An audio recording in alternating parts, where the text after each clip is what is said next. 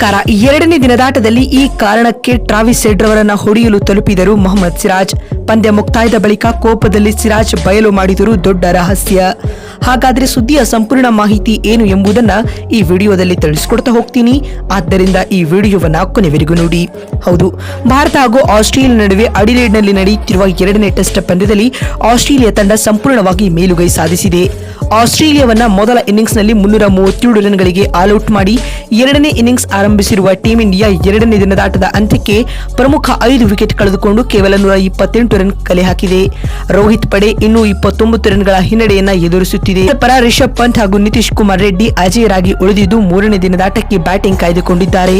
ಇದೀಗ ಈ ಇಬ್ಬರ ಮೇಲೆ ತಂಡದ ಸೋಲು ಗೆಲುವು ನಿರ್ಧಾರವಾಗಲಿದೆ.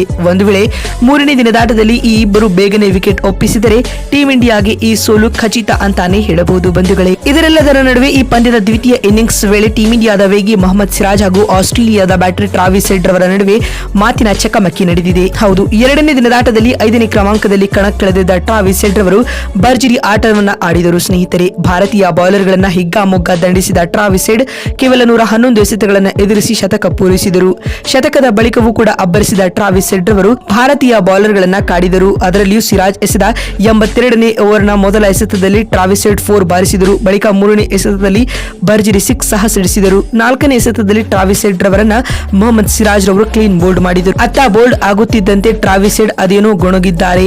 ಇದರಿಂದ ಕುಪಿತಗೊಂಡ ಮೊಹಮ್ಮದ್ ಸಿರಾಜ್ ಕೂಡ ವಾಗ್ವಾದಕ್ಕೆ ಇಳಿಯುತ್ತಾರೆ. ಇದರ ನಡುವೆ ಸಿರಾಜ್ ಹೋಗಲು ಎನ್ನುವಂತೆ ಕೈ ಸನ್ನೆ ಕೂಡ ಮಾಡಿದರು. ಇದನ್ನ ಗಂಭೀರವಾಗಿ ಪರಿಗಣಿಸಿರುವ ಅಂಪೈರ್ ಸಿರಾಜ್ಗೆ ವಾರ್ನಿಂಗ್ ನೀಡಿದ್ದಾರೆ. ಇದಲ್ಲದೆ ಟ್ರಾವಿಸ್ ಹೆಡ್ ಕೂಡ ಅವಾಚ್ಯ ಶಬ್ದಗಳಿಂದ ನಿಂದಿಸಿದ್ದಾರೆ ಎಂದು ವರದಿಯಾಗಿದೆ. ಸದ್ಯಕ್ಕೆ ಹೆಡ್ ಹಾಗೂ ಮೊಹಮ್ಮದ್ ಸಿರಾಜ್ ರವರ ನಡುವಿನ ಈ ಮಾತಿನ ಚಕಮಕಿಯ ವಿಡಿಯೋ ವೈರಲ್ ಆಗುತ್ತಿದೆ. ಈ ಕುರಿತು ಎರಡನೇ ದಿನದಾಟದ ಮುಕ್ತಾಯದ ಬಳಿಕ ಮಾತನಾಡಿದ ಮೊಹಮ್ಮದ್ ಸಿರಾಜ್ ರವರು ಈ ರೀತಿಯಾಗಿ ಹೇಳಿದ್ದಾರೆ.